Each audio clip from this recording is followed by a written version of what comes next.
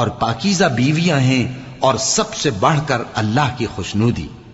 اور اللہ اپنے سب بندوں کو دیکھ رہا ہے جو اللہ سے التجا کرتے ہیں کہ اے پروردگار، ہم ایمان لے آئے سو ہم کو ہمارے گناہ معاف فرما اور ہم کو دوزخ کے عذاب سے محفوظ رکھ۔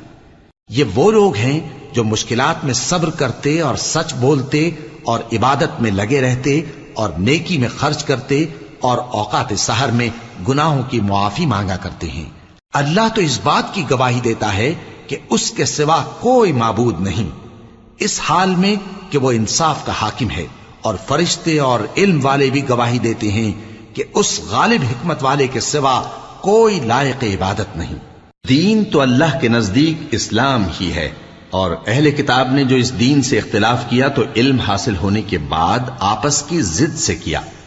اور جو شخص اللہ کی آیتوں کو نہ مانے تو اللہ